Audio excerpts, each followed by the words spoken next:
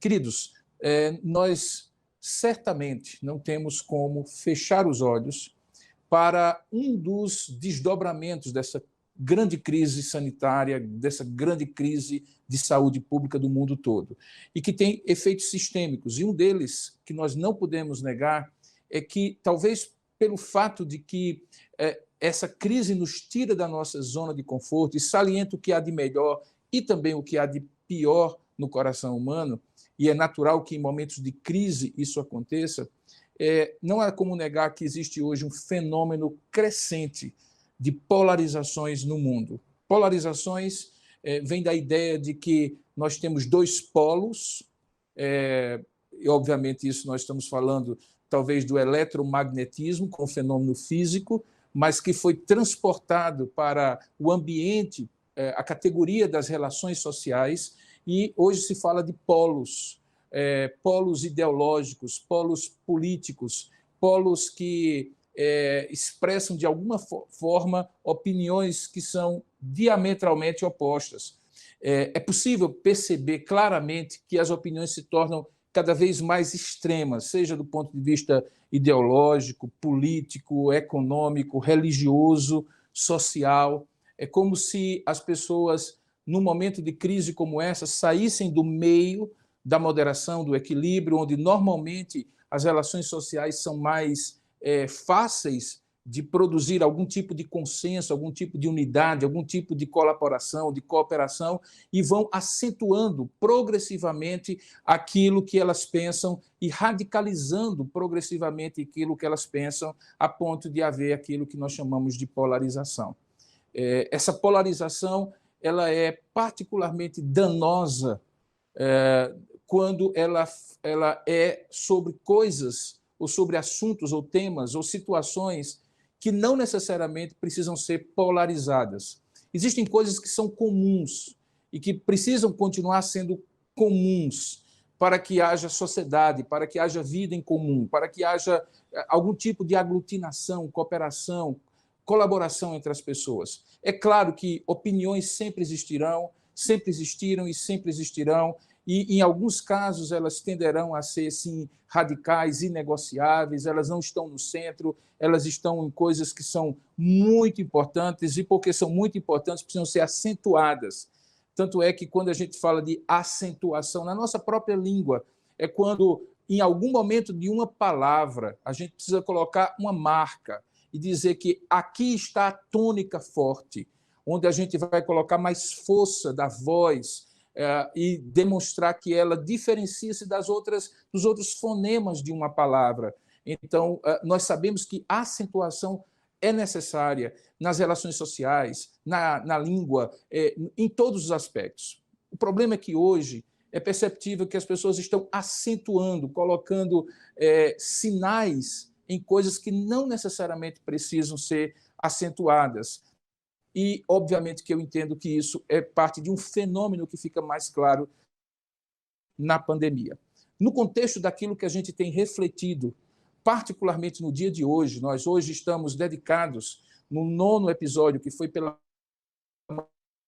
manhã, e no 10º episódio da 4ª temporada de Quatro Olhares, temporada essa que fala sobre os ensinos do Mestre, o que Jesus ensinou sobre determinados temas. No dia de hoje, nós estamos particularmente pensando sobre o que Jesus ensinou acerca de relacionamentos humanos. Eu expliquei pela manhã que nos 8 primeiros episódios, que ocuparam todo o mês de fevereiro, nessa 4ª temporada, a ênfase era sobre a relação com Deus. Por isso que ouvimos o que Jesus ensina sobre o Pai, sobre o Espírito Santo, sobre a palavra de Deus escrita, sendo ele a palavra de Deus viva, sobre o reino de Deus, sobre espiritualidade versus religiosidade, tudo isso na dimensão vertical do homem, da relação do homem com Deus. Agora nós estamos começando em março a pensar um pouco mais nas relações horizontais, e o primeiro tema que ocupa a nossa mente hoje pela manhã e agora à noite é justamente o tema do que Jesus ensinou sobre as relações interpessoais. Hoje pela manhã eu falei no 9º episódio, preparando para hoje à noite, sobre o amor. O amor como o diferencial do que Jesus ensina sobre relacionamentos humanos. Ficou claro para nós que a relação entre amar a Deus acima de todas as coisas e amar ao próximo como a si mesmo é uma relação de essência. Eles são mandamentos semelhantes, um se revela no outro. Quem ama a Deus, ama o próximo. E quem ama verdadeiramente o próximo, ama porque ama a Deus. E nós vimos que, ao pensar sobre isso, eu tinha 5 objetivos que eu compartilhei com os irmãos. 2 deles eu tratei hoje pela manhã. E 3 deles, ou melhor, 3 deles eu compartilhei hoje pela manhã, tentei atingir com a exposição de 3 textos da palavra de Deus, quando Jesus é instado perguntado por um intérprete da lei sobre qual é o resumo, o maior, o principal dos mandamentos, e ele falou que é amar a Deus acima de todas as coisas e ao próximo como a si mesmo, e 2 objetivos eu deixei para agora à noite. E eles são o seguinte: eu desejo que ao final da nossa exposição fique claro que os meus relacionamentos mais fundamentais devem ser aqueles relacionados à família e ao próximo, seja ele quem for. E nessas 2 ambiências de relacionamento, uma com mais intimidade, mais convivência, mais intensa no lar e nas relações primárias, afinal de contas, nascemos de alguma maneira no contexto familiar, fica claro que os relacionamentos, seja na ambiência familiar, da intimidade de uma família, seja nas outras relações sociais que vamos desenvolvendo ao longo da vida, fica claro que os relacionamentos são determinados muito mais por atitudes concretas do que por sentimentos subjetivos. Essas atitudes concretas é o que, de fato, estabelecem aquilo que nós dizemos sentir.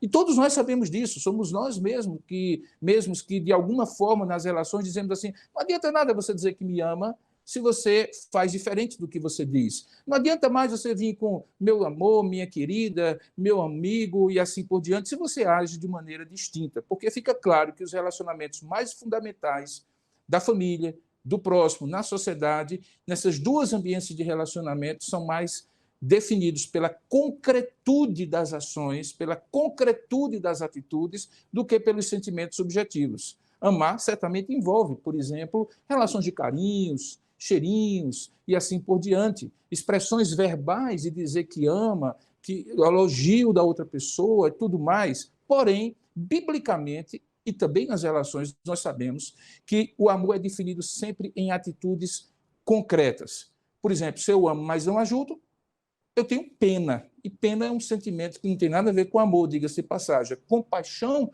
que fundamenta o amor ao próximo, por exemplo, ela não é apenas um sentimento de empatia que imobiliza, ele é um sentimento de empatia que leva à ação, e isso certamente é amor. O segundo objetivo é que, ao final dessa nossa exposição, fique claro que os relacionamentos que foram criados por Deus como um plano perfeito, por uma mente perfeita, que era a mente de Deus, para pessoas perfeitas, o primeiro casal, depois da rebelião, depois da queda da humanidade em pecado, sob a responsabilidade desse primeiro casal, Adão e Eva, que representava todos nós, os relacionamentos se parecem não no mundo ideal, mas como estradas que continuam precisando de contínua construção, melhoria, pavimentação, para cuidar das erosões, do desgaste que o relacionamento em si, como se fosse uma estrada, tem. Então, quando eu faço isso, eu previamente pavimento aquela relação como se fosse uma estrada, como nós fazemos isso, normalmente os engenheiros fazem isso, para depois caminhar sobre elas. E no processo de caminhar, quando eu percebo que há buracos, que há quedas, que há riscos, que há desgastes, então eu preciso repavimentar. Então, amar como uma atitude, ela não é alguma coisa estática, ela é alguma coisa que passa por fluxos e refluxos. Às vezes, não por simplesmente sentimentos, mas por atitudes concretas, eu não consigo expressar o amor como eu devo fazer. Então, nesse episódio 10, que é o episódio que nós vamos expor hoje, nós vamos ver, baseado naquilo que nós vimos pela manhã, que o amor é o diferencial do ensino de Jesus sobre relacionamentos humanos. Eu acrescentarei um verbo. O amor é o diferencial concreto do ensino de Jesus sobre relacionamentos humanos. E para isso eu vou usar um daqueles textos, o terceiro que eu usei pela manhã, que eu apenas mencionei, que é o texto de Lucas, capítulo 10. Eu gostaria de convidar você a abrir a palavra de Deus em Lucas, capítulo 10, a partir do verso 25. Essa história é uma das histórias mais conhecidas da Bíblia e onde nós vamos poder ver esse tema, que o amor é o diferencial concreto do que Deus, do que Jesus ensina sobre relacionamentos humanos, ok? Então, abra aí, por gentileza, em Lucas capítulo 10, enquanto eu tomo um gole d'água aqui para continuarmos a exposição. Lucas 10, a partir do verso 25. Se você esteve conosco pela manhã, você vai reconhecer o texto. E mesmo que você não tenha estado pela manhã, você certamente deve lembrar de que esse texto é um dos mais conhecidos da palavra de Deus. Desculpe. Diz assim a palavra de Deus, Lucas 10, 25. E só Lucas trata dessa parte do texto que é a parábola do bom samaritano, certo? Diz assim, e eis que certo homem, intérprete da lei, se levantou com o intuito de pôr Jesus à prova e disse, mestre, que farei para herdar a vida eterna?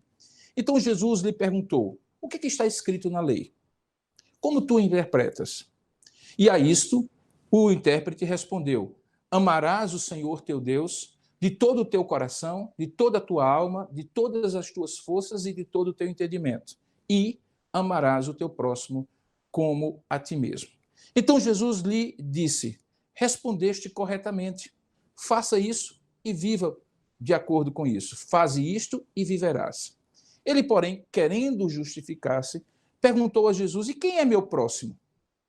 E é a partir daí que só Lucas narra o que Jesus fala em resposta a essa pergunta. Até ali, possivelmente você pode ter identificado em Mateus e Marcos, os textos que nós expomos hoje pela manhã, o mesmo tipo de fraseado, a mesma narrativa. Mas a partir de agora, então, Jesus, diante da pergunta, quem é o meu próximo? Jesus, diz a palavra de Deus em Lucas, capítulo 10, prosseguiu dizendo, e aí ele conta a parábola. E a parábola começa assim. Certo homem descia de Jerusalém para Jericó e veio a cair em mãos de salteadores, os quais, depois de tudo lhe roubarem e lhe causarem muitos ferimentos, retiraram-se, deixando-o semi-morto.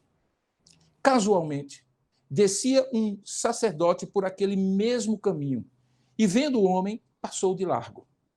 Semelhantemente, um levita descia por aquele lugar e, vendo-o, também passou de largo. Certo samaritano, que seguia o seu caminho, passou-lhe perto e, vendo aquele homem, compadeceu-se dele e, chegando-se, pensou-lhes, espremeu, segurou ali, comprimiu os seus ferimentos, aplicando sobre eles óleo e vinho, azeite e vinho, e colocando-o sobre o seu próprio animal, levou-o para uma hospedaria e tratou dele. No dia seguinte, tirou 2 denários e os entregou ao hospedeiro, dizendo, cuida deste homem, e se alguma coisa gastares a mais do que esses 2 denários, eu a ti indenizarei quando eu voltar aqui. Jesus conta essa parábola e então se volta para o intérprete da lei que havia perguntado a ele quem era o próximo e então pergunta a ele de volta, qual desses 3 te parece ter sido o próximo do homem que caiu nas mãos dos salteadores? Respondeu-lhe o intérprete da lei, o que usou de misericórdia para com ele. Então lhe disse Jesus, vai e procede tu de igual modo. Esse texto é maravilhoso. Ele enche o meu coração de alegria e de emoção. E eu espero que na exposição da palavra você seja tão abençoado como eu tenho sido na reflexão sobre ele. Vamos orar por isso? Curva a sua cabeça aí, feche os seus olhos, vamos falar com Deus. E o Deus que é onipresente, onisciente e onipotente, que está aí com você e aqui comigo também, haverá de ouvir nossas orações. Vamos orar juntos. Ó Deus amado e querido Pai, a tua palavra é maravilhosa, é rica. A tua palavra é gloriosa, ela é lâmpada para os nossos pés, ela é luz para o nosso caminho. Mas ela é mais doce também, Pai, do que o mel mais puro destilado de favos. Ela é mais preciosa do que o ouro fino, o ouro depurado. E por isso nós nos emocionamos diante de Ti, porque entendemos que a Tua palavra, ela enche o nosso coração de luz e de paz, de verdade e de transformação. Ó Deus, como é glorioso poder falar da Tua palavra. Mas como é, ó Deus, atemorizante, Senhor, saber que eu sou homem finito, pequeno, falho, imperfeito e pecador.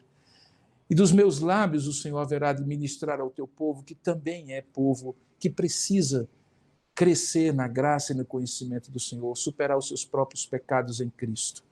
Por isso, ó Deus, faça um milagre mais uma vez. Usa-nos com a tua graça, na medida em que nós falamos e na medida em que nós ouvimos a tua palavra, e que isso transforme a nossa vida e possamos compreender que o amor concreto é o diferencial do que o teu Filho Jesus, o Mestre, ensina sobre relacionamentos humanos. Ó Deus, nos ajuda dessa maneira, pois é assim que nós te oramos e a ti daremos toda a honra e glória, em nome de Jesus e para a glória dele. Amém. Queridos, na minha opinião, a chamada mutualidade ou reciprocidade, que em alguns momentos da Bíblia está sintetizada em uma série de mandamentos que normalmente nós conhecemos como os chamados mandamentos recíprocos uns aos outros, amar um ao outro, servir um ao outro, dar suporte um ao outro, consolar um ao outro e assim por diante. Na minha opinião, a mutualidade ou a reciprocidade é justamente o oposto daquilo que nós falamos no início dessa mensagem, que nós estamos denominando e percebendo na sociedade hoje, chamada polarização. A polarização faz um movimento que é centrípeto, um movimento do núcleo para fora, nos afasta. A mutualidade ou reciprocidade do amor concreto faz um movimento centrífugo. Ela nos tira dos extremos e nos coloca no núcleo, naquilo que é basicamente o que nós temos em comum como seres humanos, como cristãos e assim por diante. Esta mutualidade ou reciprocidade do amor, ele não é apenas resumido nessa expressão amar ao próximo como a ti mesmo, que Jesus repete nesses 3 textos e particularmente aqui, inclusive pela boca do próprio intérprete que traz essa mensagem já internalizada, sendo ele um homem intérprete da lei. Mas também é expresso essa verdade da mutualidade, da reciprocidade do amor, na chamada regra de ouro, ou na regra áurea. Essa regra áurea tem várias versões em várias religiões, mas a do cristianismo, ela tem um diferencial porque ela não foca naquilo que é negativo, naquilo que é o não fazer. Muitas religiões, muitas filosofias dizem assim, não faça aos outros aquilo que você não quer que façam a você. O cristianismo vai além. O cristianismo diz que nós devemos fazer aos outros aquilo que desejamos que seja feito a nós. Isso se chama a regra áurea. Ela foi proferida por Jesus no contexto do Sermão da Montanha. A regra áurea, portanto, é fazer aos outros o que se quer que se faça a si mesmo. Jesus coloca assim, isso está lá em Mateus capítulo 7, verso 12, tudo quanto, pois, quereis que os homens vos façam, assim fazei-o vós também a eles, porque esta é a lei e os profetas. É curioso que Jesus termina com este porquê, fazendo uma alusão muito parecida, muito próxima, àquilo que em Mateus capítulo 20, como nós vimos hoje, ele fala sobre o amor ser aquilo onde a lei e os profetas estão pendurados. Quem estava pela manhã me ouviu falar sobre isso. O verbo lá significa que a lei e os profetas dependem dessa regra áurea. A maneira de exercer a lei e entender a mensagem dos profetas é a partir do filtro deste amor recíproco, mútuo e concreto. Pois bem, Jesus então diz que aquilo que os homens querem ou eventualmente vierem a querer que outros vos façam, seja aquilo que nós façamos aos outros. Essa é a regra áurea. Se você prestar bem atenção, ela diz de outra forma aquilo que Jesus está dizendo e que o intérprete da lei nesse texto acabou falando, que nós devemos amar ao próximo como a nós mesmos. Quando a gente olha lá no Sermão da Montanha, o contexto da regra áurea, é importante lembrar que Jesus estabelece, logo no início do Sermão da Montanha, isso está lá em Mateus capítulo 5, aquilo que agrada a Deus e que faz o homem ser mais do que abençoado e mais do que feliz, logo no início do seu sermão. São as chamadas bem-aventuranças. Bem-aventuranças traduz o termo makarios, que em grego significa alguém que é mais do que feliz, mais do que satisfeito. E é mais do que feliz e mais do que satisfeito porque está fazendo aquilo que agrada a Deus acima de tudo e não aquilo que agrada a si mesmo. Então, logo depois de Jesus ter falado sobre as bem-aventuranças, eu estou me referindo a Mateus capítulo 5, trazendo agora como uma forma de eu interpretar a parábola do samaritano, em conexão e interdependência com aquilo que agrada a Deus e faz os homens serem mais do que felizes, por meio dos relacionamentos interpessoais, Deus não departamentaliza de maneira nenhuma, de maneira estanque, o relacionamento do ser humano com Deus, que supostamente seria na cabeça de alguns o único aspecto espiritual, porque afinal de contas Deus é espírito, diriam eles, com aquilo que eles chamam, ou que nós chamamos de relacionamentos humanos, relacionamentos humanos entre si, e que supostamente na cabeça de alguém estaria livre ou fora do alcance da espiritualidade, porque supostamente fariam parte do mundo material. Jesus não faz essa distinção. Para ele, amar a Deus e amar ao próximo, falar das bem-aventuranças como sendo o padrão daquilo que agrada a Deus e que torna o homem mais do que feliz e mais do que abençoado, tem conexão profunda com aquilo que é humano, com aquelas relações humanas. Assim como ele já faz em relação a amar a Deus, acima de tudo, e ao próximo como a si mesmo, como eu apontei hoje pela manhã, esse amar ao próximo como a si mesmo não é um complemento, não é um apêndice, não é um upgrade, não é um plugin, um pacote de opcionais, aquilo que é adicionado ao amor a Deus acima de todas as coisas. Na verdade, o que Jesus está querendo dizer lá em Mateus capítulo 5, e aqui também por intermédio dessa parábola, é que amar ao próximo como a si mesmo é a expressão concreta do amor a Deus, pois é justamente nos relacionamentos que realmente demonstramos a qualidade do nosso amor a Deus. Ou seja, quando nós amamos ao próximo como a nós mesmos, nós não somente expressamos o amor a Deus, mas entramos num ciclo virtuoso em que também podemos pavimentar, como eu usei a expressão, pensando nos relacionamentos como caminhos esburacados que precisam ser consertados continuamente, pavimentar um caminho que é de ida e volta. Eu amo ao próximo como a mim mesmo, pavimentando por intermédio de atitudes concretas aquilo que pode também refletir-se num amor do próximo para comigo. É claro que não deveria ser um utilitarismo, um pragmatismo, uma mão lavando a outra, a melhor motivação para amar ao próximo. Mas, além daquilo que Deus é glorificado quando eu amo o próximo, eu também, ao amar o próximo, eu quebro a dinâmica das polarizações e trago as pessoas que estão nos extremos para o centro. Ou seja, quando eu amo, eu me aproximo e convido a pessoa a se aproximar. E isso produz a mutualidade, a reciprocidade.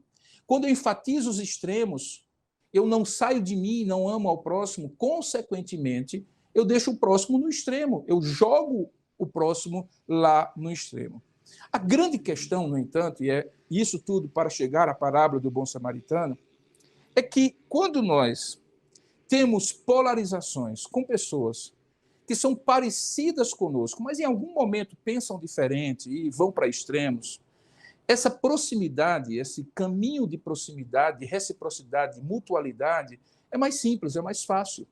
Né? O problema é quando eu tenho que amar ao próximo como a mim mesmo, eu tenho que fazer ao outro aquilo que eu espero que o outro faça a mim, quando este próximo é tão diferente de mim, mas tão diferente de mim, a ponto de, em alguns momentos, eu considerá-lo, ou talvez eu considerá-lo permanentemente como um adversário, ou como um inimigo, alguém incompatível, que não tem como harmonizar com essa pessoa. Quer dizer, quando a gente é chamado a amar ao próximo, com alguém que é mais ou menos parecido, a gente tem coisas em comum, é fácil gostar daquela pessoa. Então, esse amar ao próximo é alguma coisa que eu diria que está no caminho da naturalidade das relações humanas. De certa maneira, nós conseguimos amar esse próximo quando esse próximo é bem próximo. É próximo do que eu penso, próximo do que eu acredito, próximo do que eu quero, a maneira como eu vejo a vida, próximo das minhas opiniões, próximo da minha raça, próximo da minha nacionalidade, próximo da minha religião, próximo da minha família, próximo, próximo, próximo. Mas quando o próximo é distante, é o oposto, é muito diferente, então, queridos, é muito complicado amar, e é aí que entra a parábola do samaritano. Eu acredito que Jesus nos ajuda a nos posicionar corretamente em como amar o próximo, quando o próximo é alguém que, de maneira ideológica, política ou religiosa, é o extremo do que nós somos, quando ele conta justamente essa parábola do samaritano.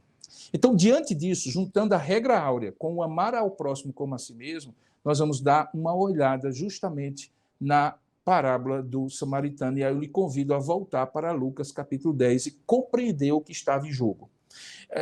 Eu tentei achar aqui, quando decidi fazer essa exposição, uma paráfrase dessa exposição, contada em linguagem moderna, e que tinha não um judeu e um samaritano, mas um judeu e um palestino.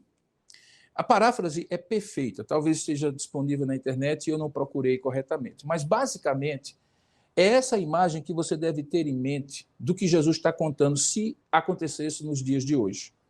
Porque, se você entender direitinho, o que aconteceu ali era o seguinte: aquele intérprete da lei, diz o texto de Lucas, ele queria justificar-se, ele queria uma desculpa para não colocar em prática aquilo que ele mesmo acreditava. O que ele acreditava é que a lei se resume a amar o Senhor de todo o teu coração, de toda a tua alma, de todas as tuas forças, de todo o teu entendimento, e ao próximo a si mesmo. Mas sabendo ele como isso era diferente do que ele vivia, então ele coloca para Jesus a seguinte situação: quem é então o meu próximo? Ou seja, quem é que eu devo amar assim? É todo mundo? É quem eu gosto? Como é que é? Ele estava colocando a dificuldade, diz o texto, porque ele queria justificar-se pela não prática desse mandamento, que ele sabia que tinha que praticar. Então Jesus conta a parábola para esse homem nesse contexto. E ele começa dizendo assim, que um certo homem descia de Jerusalém para Jericó. Quem conhece um pouco da geografia da Terra Santa sabe que Jerusalém e Jericó estão naquela região sul de Israel chamada Judeia. Jerusalém está no alto, no Monte Sião. Por isso que normalmente as pessoas dizem que vão subir a Jerusalém, de onde quer que elas estejam em Israel. E Jericó já fica mais próximo do Mar Morto, naquilo que nós chamamos de deserto da Judéia, e que, sendo uma das cidades mais antigas do mundo, fica numa planície, eu diria até mesmo num lugar bem abaixo, não tão baixo quanto o Mar Morto, mas um lugar em que ninguém diria, vou subir a Jericó. Normalmente diria, eu vou descer a Jericó. Jesus então disse que um homem descia de Jerusalém para Jericó. Então ele estava vindo de Jerusalém e ele estava indo para Jericó. O que parece uma obviedade, na verdade, tem um significado. É que provavelmente esse homem, que nós descobrimos depois que ele era samaritano, ele vinha de Jerusalém, um lugar, como aprendemos no João capítulo 4, eu expus isso há pouco tempo, acho que foi domingo passado, um lugar onde os samaritanos normalmente não iam para adorar, porque eles adoravam em Siquém, onde Jesus se encontrou com aquela mulher samaritana, conforme a descrição de João capítulo 4. Então, perceba que aquele homem que descia de Jerusalém para Jericó era um samaritano que não tinha ido para Jerusalém inicialmente para adorar.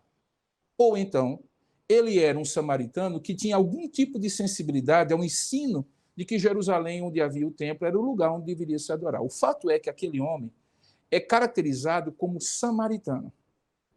A estrada de Jerusalém para Jericó, ainda hoje, é uma estrada de muitas curvas, muitos desfiladeiros, paredões de pedra de um lado, paredões de pedra de outro. Deserto da Judéia não é areia, é muita rocha, muita pedra.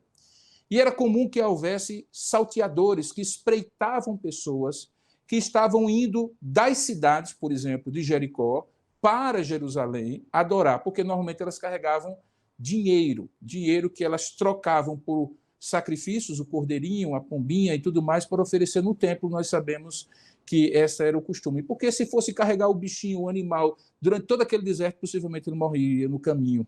Então, perceba, aquele homem, no entanto, não estava indo de Jericó para Jerusalém. Ele provavelmente não tinha nenhum recurso consigo. o recurso talvez era o mínimo para a viagem. E aí diz o texto que aquele homem descia de Jerusalém para Jericó e então salteadores, nesse caminho de volta, quando o homem tinha poucos recursos, eles roubaram tudo o que ele tinha e lhe causaram muitos ferimentos. Provavelmente esse detalhe dos ferimentos tem a ver justamente com a frustração dos salteadores por não terem encontrado o dinheiro que eles julgavam ser abundante na bolsa daquele homem. Como acontece nos dias de hoje, quando você é assaltado e tem pouco dinheiro, na frustração, na ira do salteador, ele acaba até mesmo cometendo um latrocínio pela frustração de não ter o dinheiro que ele queria. Provavelmente é esse o contexto daquele encontro de salteadores com aquele homem que o deixam roubado e, mais do que isso, com ferimentos graves, à beira do caminho, e Lucas diz que ele estava como um semi-morto, um jogado, um largado na beira do caminho. Alguém que provavelmente estava bastante machucado, quase chegando à morte. Aí ele diz que, casualmente, 3 personagens passaram por aquele momento, naquele momento, por aquele caminho, por aquele lugar da estrada. O primeiro era um sacerdote. Diz assim, casualmente descia um sacerdote por aquele mesmo caminho e, vendo o homem, passou de largo, afastou-se e não parou, nem apenas se aproximou. Da mesma maneira, um levita, que não era necessariamente sacerdote, mas fazia parte da tribo dos sacerdotes, da tribo de Levi, talvez alguém que cuidava da maneira prática do templo, dos apetrechos, dos utensílios, não era um sacerdote no sentido de oferecer sacrifício, mas era um homem religioso, era um levita. Ele também passa pelo caminho, mas ele não chega nem perto e passa ao largo. O twist, a mudança da narrativa, o plot que Jesus mostra, que Jesus é um mestre das histórias, então, das parábolas que ele conta, é quando o inusitado acontece, o inesperado acontece. Ora, se um sacerdote e um levita passam ao largo do caminho e não para vendo um homem, ou não param vendo um homem semi-morto, o que podia se esperar mais? Que ninguém parasse, porque não eram eles os religiosos? Não eram eles que conheciam a lei de amar a Deus acima de todas as coisas e ao próximo como a si mesmo? Então, supostamente, se nem eles chegaram a parar e socorrer aquele homem, então, perdido, acabou-se. Não tinha quem chegasse perto deles. E aí Jesus introduz um elemento que é absolutamente inesperado, porque diz que certo samaritano que seguia o seu caminho, e aí é interessante que esse seguir o seu caminho é justamente aquilo que eu estava falando no começo, é um homem que não se sabe se vinha de Jerusalém para Jericó, de Jericó para Jerusalém, mas certamente encontra aquele homem que não é samaritano, não digamos assim, alguém identificado com ele, é colocado aqui apenas como um certo homem descendo de Jerusalém, e esse samaritano, surpreendentemente, inesperadamente, seguindo o seu caminho, quando ver aquele homem, ao invés de fazer a mesma atitude do sacerdote e do levita, ele se aproxima. Já distingue esse homem e a atitude desse homem das atitudes dos religiosos, o sacerdote e o levita. Porque enquanto eles passam ao largo, aquele homem se aproxima. E mais do que isso, olha para aquele homem. Sabe aquela coisa de que existem invisíveis na sociedade, que a gente passa, que está em situação de rua, o pedinte, aquela pessoa que a gente nem olha, nem vê. Possivelmente foi isso que aconteceu, talvez, pelos levitas, com o levita e o sacerdote. Viram, mas não olharam. Ou melhor, olharam, mas não viram. Não viram ali uma pessoa. Viram um moribundo, um traste, um homem jogado no caminho. E não quiseram se envolver e passaram ao largo. O samaritano não. O samaritano se aproxima, vê aquele homem com olhos diferentes do sacerdote e do levita, e vendo, compadece-se dele. A palavra aqui é compaixão. E é simples, não precisa nem entender muito de grego. Compaixão significa ter a mesma paixão do outro. É aquilo que modernamente a gente chama de empatia. Sentir a dor do outro, se colocar na posição do outro, ver a situação pelos olhos do outro. Amar o outro como se fosse ele que estivesse naquele lugar. Isso é compaixão. E diz o texto que essa compaixão, que é uma expressão do amor de Deus, o maior compassivo da história é Jesus. Você encontra, por exemplo, situações em que Jesus está com a multidão que o seguia, e ele tem compaixão porque eram ovelhas que não tinham como pastor, eles estavam com fome depois de um dia todo ouvindo-o pregar no deserto. E ele então diz assim, olha, eu não posso despedir esse pessoal vazio para casa, eles ainda vão ter uma estrada longa para chegar em casa, vão chegar com fome, não tem comida, não tem água, eles estão aqui ouvindo, e compadecido deles, ele opera o milagre da multiplicação dos pães. E de 5 pães e 2 peixinhos, ele multiplica e alimenta uma multidão de 5.000 pessoas. Jesus é o compassivo por excelência. Eu diria que se tem um personagem que se parece nessa história com Jesus, é o samaritano, paradoxalmente, contraditoriamente, justamente o samaritano, que era considerado pelo judeu como impuro, como religiosamente mestiço, como um entreguista dos princípios mais ortodoxos da religião judaica, como eu já falei domingo passado, como aquele que não deveria nem mesmo participar com ele de um encontro casual, como Jesus teve com a mulher samaritana no poço de Sicá, no poço de Siquém. É justamente esse homem que, diz o texto, compadece desse homem que está caído moribundo.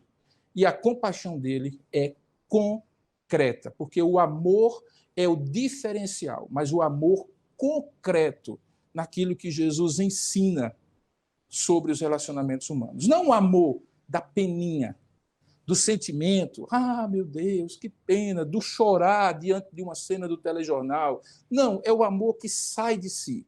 E é justamente isso que esse homem faz. Veja, primeiro ele vê, ele se compadece e ele age. E aí, quando ele age, o que é que ele faz? Primeiro, ele se envolve com aquele homem. Veja, ele chegando-se, pensou-lhe os ferimentos. Possivelmente havia feridas abertas.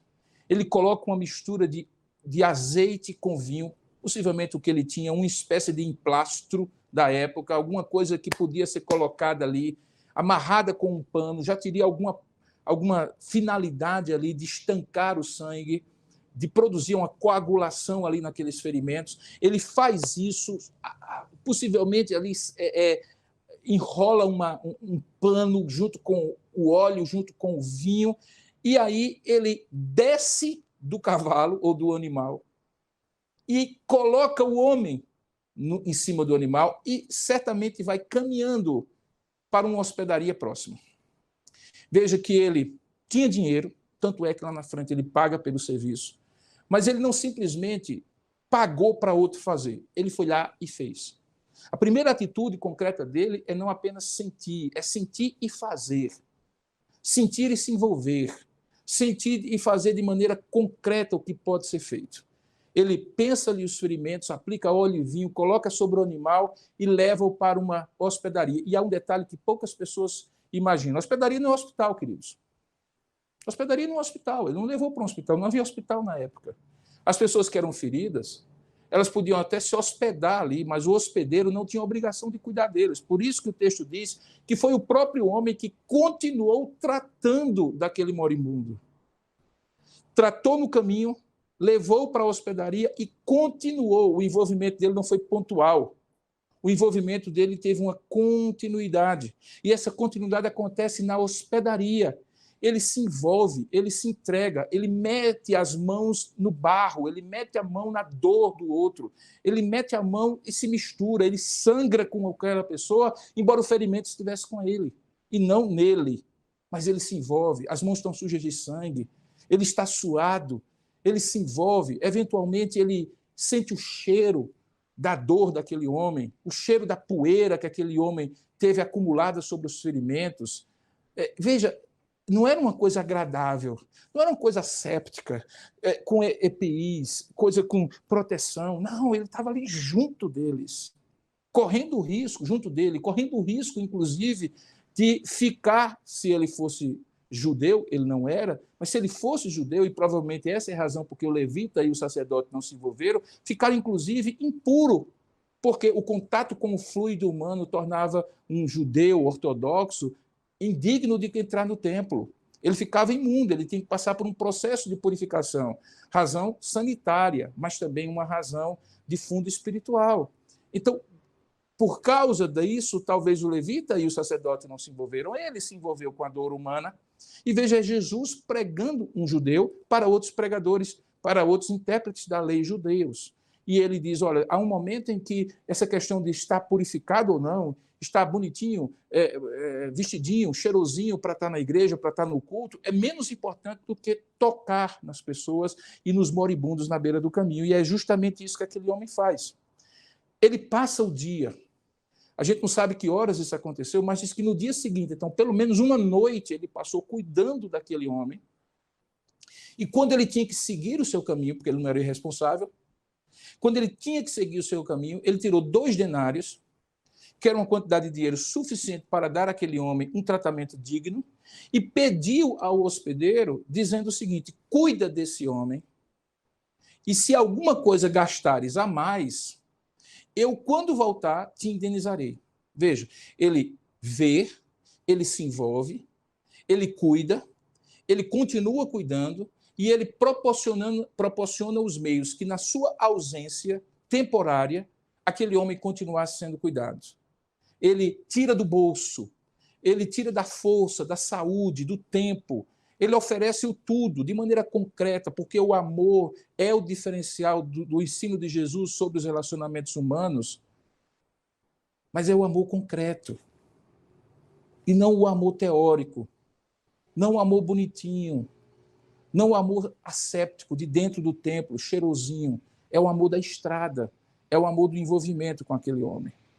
Jesus conta essa história, e eu fico imaginando como é que o intérprete da lei, a essa altura, estava ouvindo Jesus contar aquela história. Ele sabia juntar 2 com 2, ele sabia onde é que ia chegar. Talvez na sua estreiteza teológica, ele estava até mesmo condenando, quem sabe, aquele samaritano, e dizendo, samaritano faz isso porque samaritano não tem o rigor teológico, o rigor ortodoxo que nós temos. Eu acho que, na verdade, talvez passasse pela cabeça do intérprete da lei, eu acho que, na verdade, se eu estivesse no lugar do levita, eu faria a mesma coisa. Ou se eu estivesse no lugar do sacerdote, eu faria a mesma coisa. Como é que eu iria me envolver com essa situação, me tornar impuro para estar no templo? Não. E talvez até estivesse criticando o samaritano, ou até dizendo assim, tudo bem, o samaritano é samaritano. Mas aí Jesus faz uma pergunta que o desarma, que é a pergunta que ele também faz a mim, que ele também faz a você. E a pergunta é, qual desses 3 te parece, ó intérprete da lei, ter sido o próximo do homem que caiu nas mãos dos salteadores? Qual desses 3? O sacerdote, que passou ao largo? O levita, que passou ao largo? Ou o samaritano que se envolveu e fez o que fez? Queridos, existe um detalhe aqui nessa pergunta que muitos passam desapercebidos. Vejam, qual foi a pergunta que o intérprete da lei fez e que provocou essa história contada por Jesus? A pergunta é, quem é o meu próximo? Ou seja, quem é o meu próximo que eu preciso amar como a mim mesmo? Jesus coloca de maneira inversa. Ele diz assim, a ti, quem parece que foi o próximo do homem que caiu nas mãos do salteador? Veja, Jesus coloca que mais do que eu perguntar quem é o meu próximo, eu devo me colocar como próximo do próximo. Veja, o que Jesus está dizendo é assim, olha, você está preocupado em selecionar a quem você vai ajudar? Não, querido. Se preocupe em ser o próximo que vai ajudar qualquer um. Se preocupe em ser o próximo de quem está distante de todos os demais. De chegar junto daquele que todo mundo se afasta. De se aproximar, se envolver, cuidar daquele que ninguém quer cuidar. Ao fazer isso, você é o próximo daquela pessoa. Você está preocupado em selecionar quem você vai amar. Jesus está dizendo, não. Seja a pessoa disposta a amar, seja quem for. Porque daqueles 3, e a pergunta é lógica, é quase uma pergunta retórica, por isso que o intérprete da lei responde do jeito que ele unicamente poderia responder, a pergunta é não a quem eu tenho que amar, mas que eu seja o próximo de todos aqueles que eventualmente estariam distantes das suas opiniões, das suas opções religiosas e assim por diante. O intérprete da lei, então, responde, O próximo daquele homem foi aquele que usou de misericórdia para com ele. E aí Jesus retoma o mote, quase como se fosse um repente, e Jesus retoma o mote e diz assim: por isso que eu disse antes e digo novamente, vai e procede tu de igual modo, porque isso é o amor concreto que caracteriza e diferencia o meu ensino sobre relacionamentos humanos. Vai e procede da mesma maneira. Você entendeu agora? Você entendeu, intérprete da lei, que aquele que usa de misericórdia é o próximo, do próximo que está precisando? Misericórdia é uma coisa muito interessante. A palavra vem, em português, do latim, misericórdia. Córdia significa coração. É aquele que sabe, que consegue se identificar e precisa se identificar com o outro por ter um coração que é tão miserento, digamos assim, que é tão carente, que está em tão grande miséria como aquele a quem ele tem que assistir. Não é um nivelamento de cima para baixo. É mesmo que a pessoa eventualmente entenda-se como superior, porque acha que não é tão pecador, porque acha que te acerta e o outro que está errado, ele se coloca na mesma condição do outro, reconhecendo no seu coração as misérias próprias do homem pecador que todos nós somos. E aí ele exerce um coração que se identifica com a miséria do outro, porque percebe-se como um coração também carente da misericórdia. Isso é concretude do amor de Deus. Portanto, quando eu fiz a pergunta que a grande questão é como amar ao próximo de maneira concreta, quando o próximo é o inimigo, é o indigno, é o que as pessoas normalmente passam ao largo e não ajudam, é porque justamente eu acredito que Jesus nos ajuda a nos posicionar corretamente a partir dessa parábola.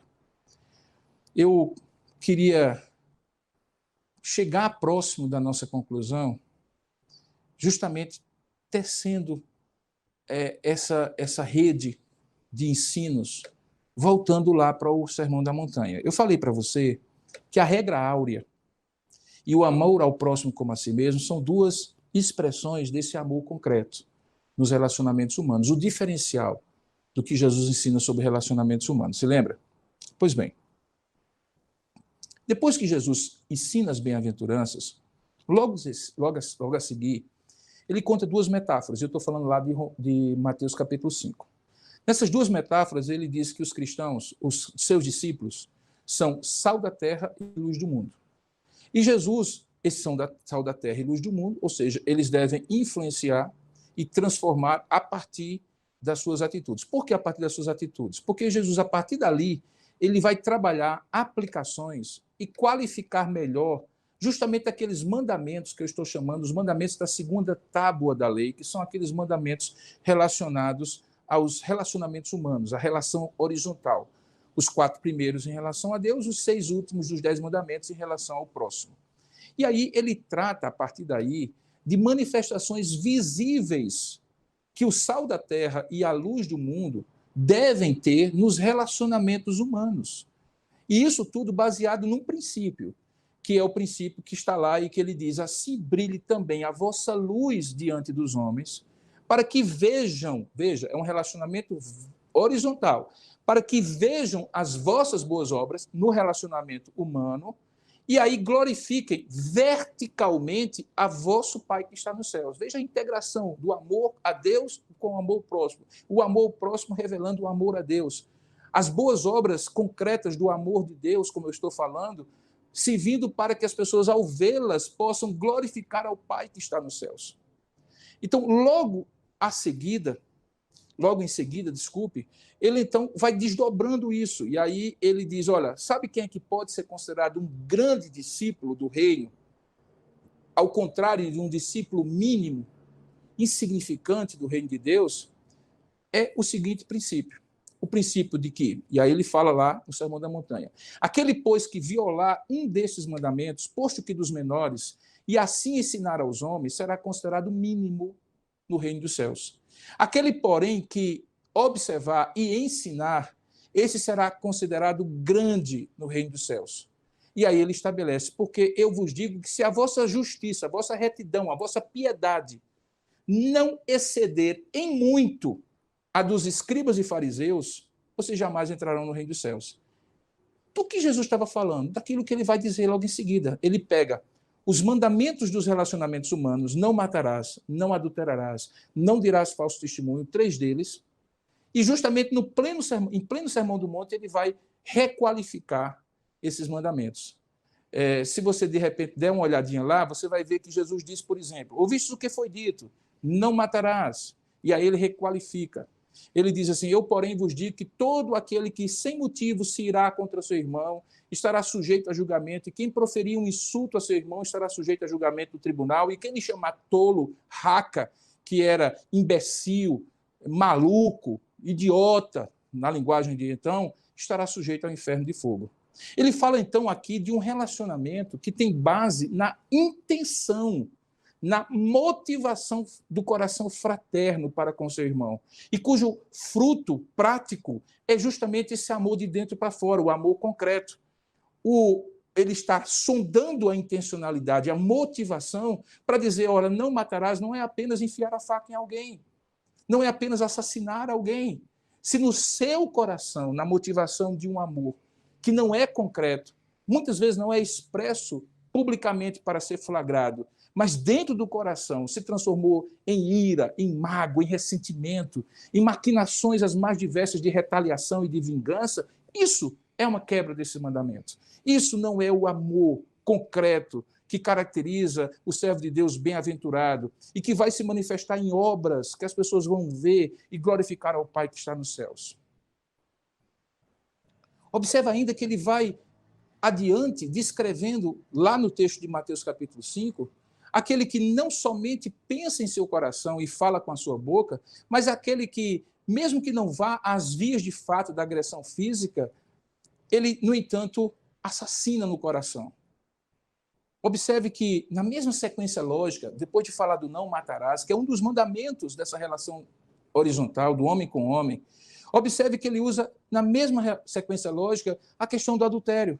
E ele trata do relacionamento de modo mais profundo do que comportamentos externos. Ele fala de olhar para uma mulher com intenção impura, como já sendo concretamente um adultério. E aplica o remédio prático a essa doença da relação interpessoal, que está no nascedouro do coração humano e que tem potencial para prejudicar e destruir relacionamentos interpessoais dos mais sagrados, que é o casamento e a amizade.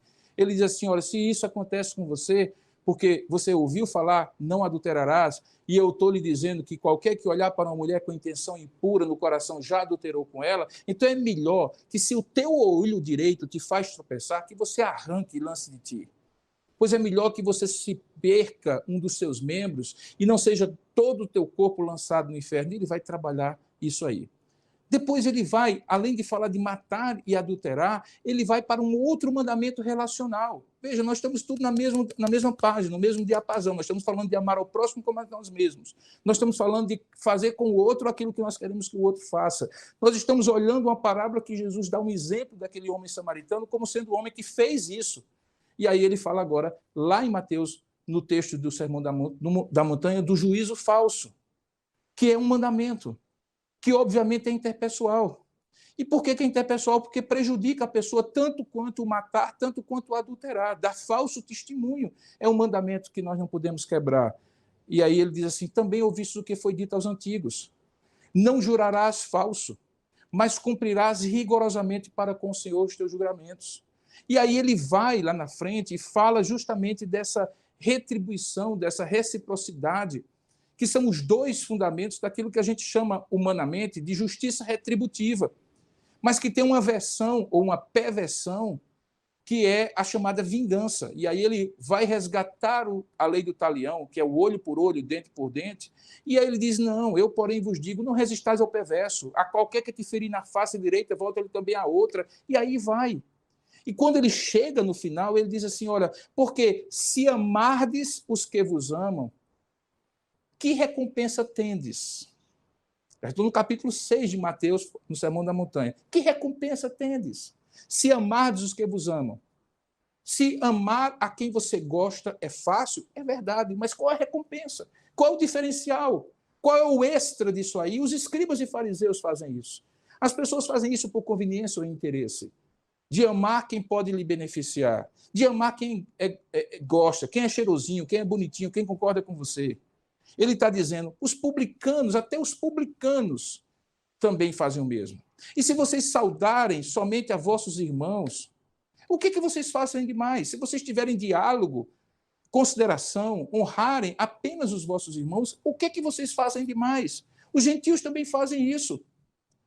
Na verdade, eu digo para vocês, amai os vossos inimigos e orai pelos que vos perseguem, para que, diz Jesus, vos torneis filhos do vosso Pai Celeste, porque ele faz nascer o sol sobre maus e bons e vir chuvas sobre justos e injustos. Portanto, sede vós perfeitos, maduros, completos, que trabalham não pela polarização, mas pela unidade, pela reciprocidade, pela mutualidade, porque perfeito é o vosso Pai. Então veja que está tudo muito bem integrado, a lei do Senhor, a parábola do samaritano, os ensinos do relacionamento interpessoal no Sermão da Montanha e assim por diante. Eu teria muita coisa ainda para ministrar, mas a minha esposa já acabou de colocar aqui uma placa dizendo 10 minutos. Ela é a minha diretora, na igreja ela não pode fazer isso, mas aqui ela está dizendo, beba um pouquinho do mel com Gatorade para sua voz segurar e conclua. E eu vou concluir. Queridos, prestem bem atenção numa coisa que eu vou lhes dizer agora. Por favor, me compreendam. Ao falar sobre tudo isso, eu não estou dizendo que o amor é sinônimo de um pacifismo anêmico, de uma falsa unidade entre as pessoas em prol da paz mundial, de uma luta, por mais contraditório que seja, pela ausência dos conflitos.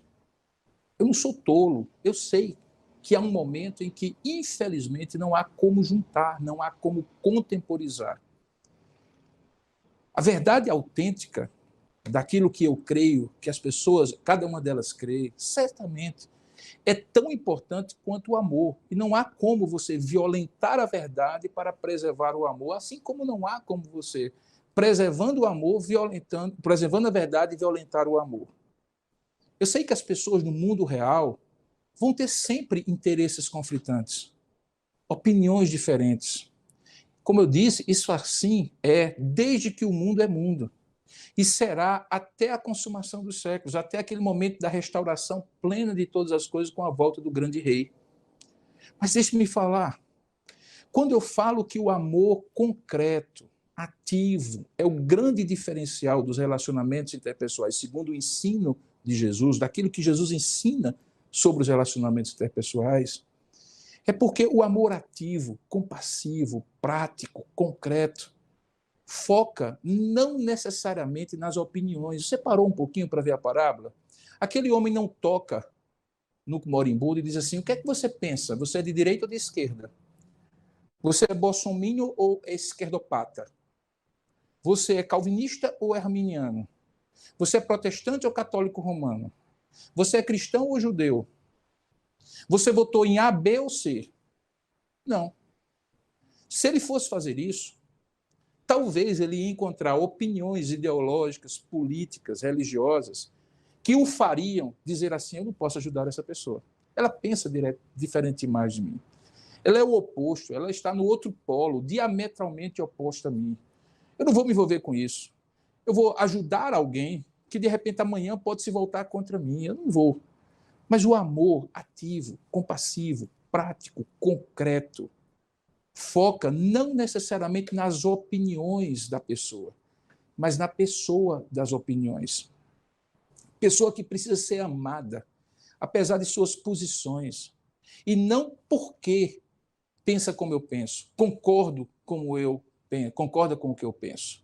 A gente ama as pessoas apesar delas e não por causa delas, porque Deus nos amou apesar de nós e não por nossa causa. Deus nos amou por causa de Jesus. Aí sim, porque Jesus era digno de um amor como sempre foi desde toda a eternidade, o Pai, o Filho e o Espírito Santo.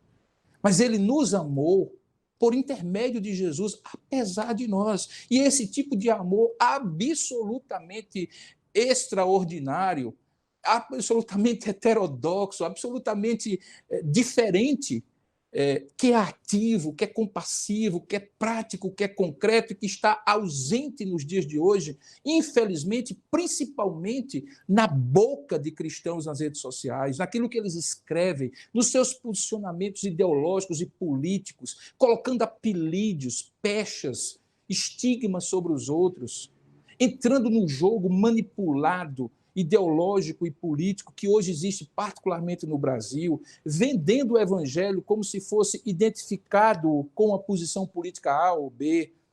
Sim, irmãos, tudo isso não é o amor ativo, compassivo, prático e concreto de Jesus, que Jesus ensina. O amor ativo, compassivo, prático, concreto de Jesus ama as pessoas, mesmo que eventualmente precise corrigir as opiniões. Mas isso quem faz é Deus. Eu não tenho esse poder de fazer as pessoas concordarem comigo, por mais argumentativo e persuasivo que eu for. E por isso algumas pessoas têm perdido amizades de longos anos. Têm perdido pessoas dentro de casa, divididas ideologicamente. Têm entrado num jogo sujo que não é o nosso.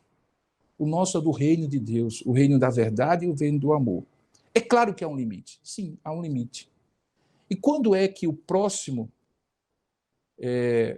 precisa, de alguma forma, ser confrontado na sua opinião, embora ajudado e amado, como aquele homem amou, aquele samaritano amou? Quando, eventualmente, há um choque entre o amor a Deus acima de todas as coisas e o amor ao próximo como a si mesmo. Claro que há um momento, e por isso Jesus falou que o primeiro e grande mandamento é primeiramente amar a Deus acima de todas as coisas. Mas quando é que isso pode acontecer? Queridos, é justamente aí que a gente precisa ter o discernimento e a humildade de reconhecer. Porque o fenômeno das polarizações hoje está longe de ter chegado a esse limite.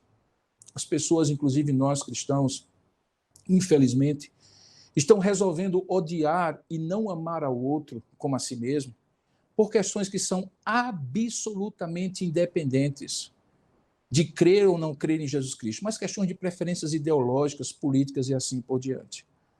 A minha compreensão é que até chegar ao ponto em que você vai ter que decidir se amar o próximo de maneira concreta, como grande diferencial, choca, conflita com amar a Deus, até que isso aconteça, eu digo para você, releia a parábola do samaritano e diga assim: eu vou até o limite.